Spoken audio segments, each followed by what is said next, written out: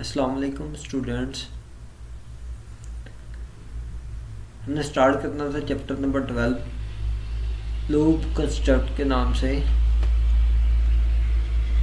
ये इसका ओवरव्यू है सबसे पहले, उसके बाद फिर वाइल लूप पढ़ेंगे, मतलब वाइल स्टेटमेंट पढ़ेंगे, डू वाइल स्टेटमेंट पढ़ेंगे, फिर difference between while loop and do while loop. उसके बाद फॉर लूप के बाद हम देखेंगे कि काउंटर कंट्रोल लूप क्या होता है, सेंटिनल कंट्रोल लूप क्या होता है, कंटिन्यू स्टेटमेंट क्या होती है, ब्रेक स्टेटमेंट, नेस्टेड लूप, गो स्टेटमेंट।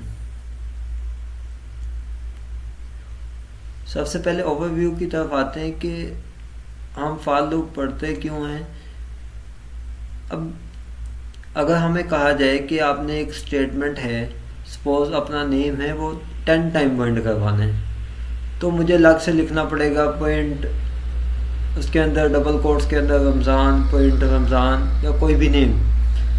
तो अगर ऐसा ही बोला जाए मोर देन 10, इट्स मीन के 100 टाइम हो, तो मुझे 100 टाइम पॉइंट ऑफ करवाना पड़ेगा।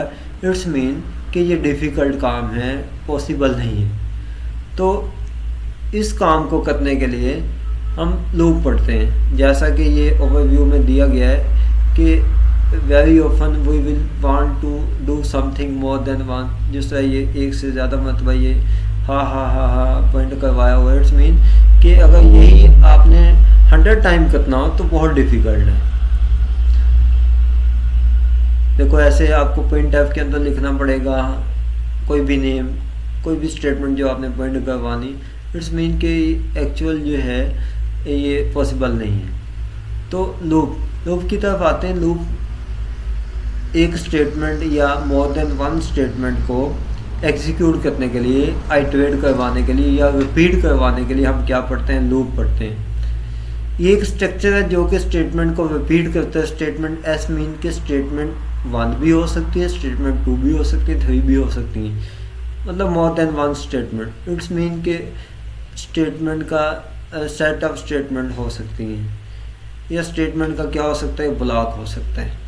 इसको आइटरेटिव या रेपिटेटिव या लूपिंग कंस्ट्रक्टर का नाम भी देते हैं। पॉइंट एफ 8 टाइम पॉइंट करवाना, तो हम ऊपर उसकी बाउंड्री डिफाइन करेंगे कि इस लूप ने कितनी मरतबा चलना है।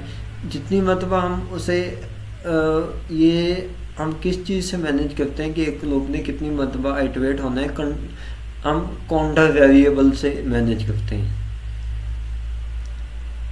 बेसिकली जो लूप है ये दो पर्पज़ के लिए यूज़ होता है कि किसी स्टेटमेंट को डिस्प्ले करवाने या किसी नेम को डिस्प्ले करवाना है 10 टाइम या इससे ज़्यादा मरतबा, तो हम क्या करते हैं, हम लूप का यूज़ करते हैं। इसके अलावा आपने काउंटिंग पॉइंट करवानी है या कोई वैल्यूज़ पॉइंट करवानी है, सपोज 1 to 10 तक आपने वैल्यू डिस्प्ले करवानी है, आया कि वो सेंडिंग आर्डर में भी हो सकती है, या 10 to 1 तक, मतलब इट्स मीन के डिसेंडिंग आर्डर में भी हो सकती हैं। लूप की जनरल 3 टाइप हैं, while loop, do while loop, the last one is for loop. सबसे पहले हम फॉर लूप को देखते हैं। अब एक एमसीक्यू है कि वन एग्जीक्यूशन मुकम्मल हो जाए किसी लूप की, उसको क्या कहते हैं, उसको एक आइटरेशन का नाम देते हैं। ये वाइल लूप ये क्या है, इसमें हम कंडीशन देते हैं, मतलब अब हमारी जो स्टेटमेंट होती है या सेट ऑफ स्टेटमेंट होती है या ब्लॉक होता है जो स्टेटमेंट का, वो तब तक चलता रहता है जब तक हमारी कंडीशन जो है वो सही है। सबसे पहले इसमें स्टेटमेंट चलने से पहले कंडीशन चेक होती है। अगर कंडीशन आपकी सही है तो इट्स मीन कि आपकी स्टेटमेंट या सेट ऑफ स्टेटमेंट एग्जीक्यूट होंगी। अगर कंडीशन फॉल हो जाती है, इट्स मीन कि जो स्टेटमेंट है लूप के अंदर लिखी हुई हैं वो एग्जीक्यूट नहीं होती।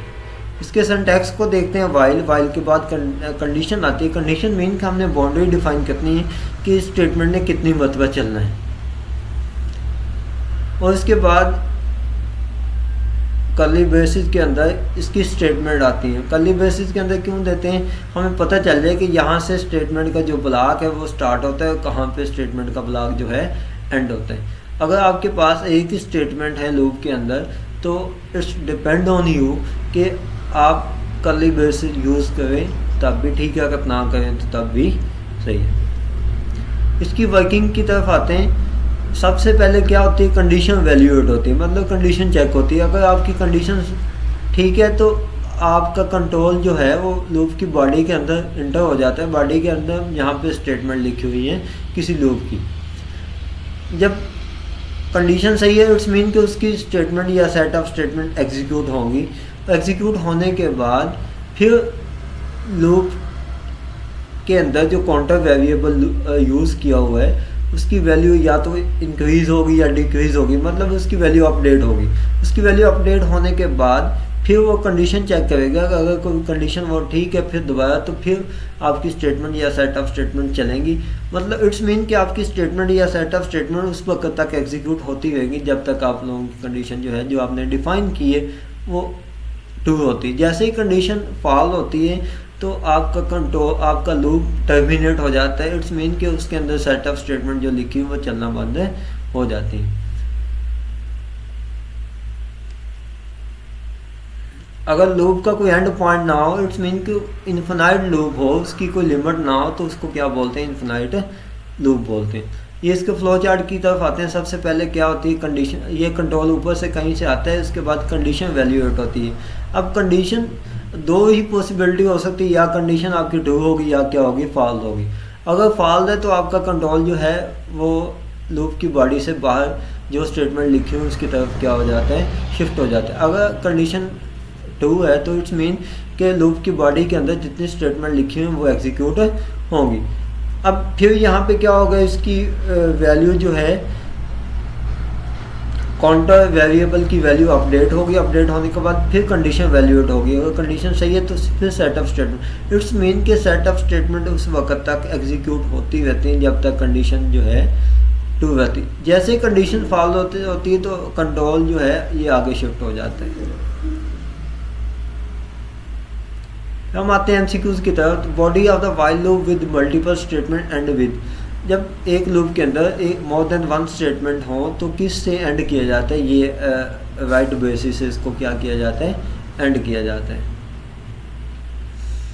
ये एक प्रोग्राम देखते हैं, write a program to display counting from 1 to 5 के एक प्रोग्राम लिखो जो कि काउंटिंग पॉइंट करे 1 से लेके 5 तक।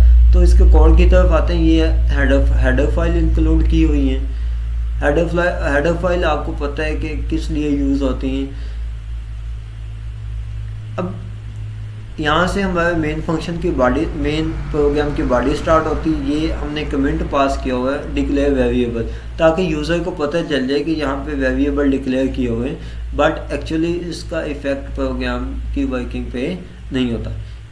अब कोई भी जब हम लूप यूज़ करते हैं उसके 3 स्टेप होते हैं। सबसे पहले क्या करना होता है, वेरिएबल को इनिशियलाइज करना होता है। इट्स मीन कि कहाँ से वेरिएबल स्टार्ट होगा, उसकी वैल्यू कहाँ से स्टार्ट होगी, मतलब उसकी बेसिक वैल्यू क्या होगी। फिर उसके बाद कंडीशन आती है। कंडीशन मतलब हम बाउंड्री डिफाइन करते हैं कि कब तक कंडीशन क्या रहती है, ट्रू रहती है, मतलब कब तक स्टेटमेंट चलनी है। अब i less than equal to 5, it's mean कि 1 से स्टार्ट होगा ये 5 तक। इट्स मीन कि आपका लूप जो है 5 टाइम चलेगा। फिर उसके बाद प्रिंट f, ये %d, क्योंकि i जो है वो इंटीजर वैल्यू है तो इसका फॉर्मेट स्पेसिफायर जो होता है वो %d होता है। इसके बाद /t, अगर आप टैब देना चाहते हो, इसके बाद क्या /n के एक वैल्यू है, उसके बाद फिर न्यू वैल्यू, फिर यहाँ पे i की वैल्यू। इट्स मीन कि फर्स्ट टाइम i की वैल्यू जो है वो 1 होगी। ये कंडीशन चेक होगी कि 1 जो है वो लेस देन 5 है, ठीक है, आपकी कंडीशन 2 है।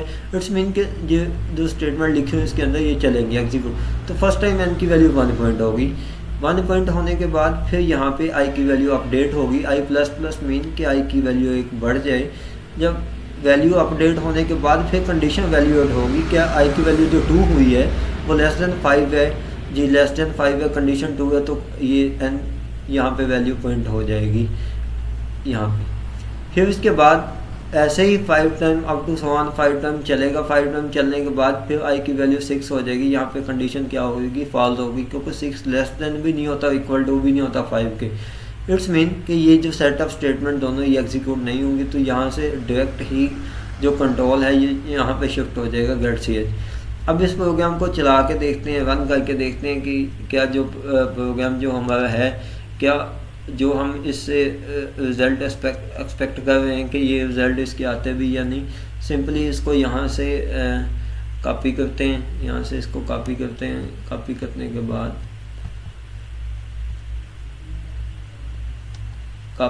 के बाद सिंपली इसको कंपाइलर में पेस्ट करके इसको देखते हैं, रन करके क्या जो हमारे एक्सपेक्टेड रिज़ल्ट हैं वो आते भी हैं या नहीं। इसको यहाँ पे कॉपी किया, कॉपी करने के बाद इसको कंपाइल करना है। कंपाइल करने के बाद इसको रन करना है। अब रन हो गया आपके सामने, आप देख रहे हैं इसकी आउटपुट 1 2 3 4 5, मतलब 5 तक हमने डिजिट जो है, नंबर जो है प्रिंट करवाने, तो वो प्रिंट हो रहे हैं। इट्स मीन कि आपका प्रोग्राम जो है ठीक है। आई होप आपको समझ आई होगी। और कोई कन्फ्यूजन तो आप कमेंट सेक्शन में पूछ सकते हैं। अल्लाह हाफिज़।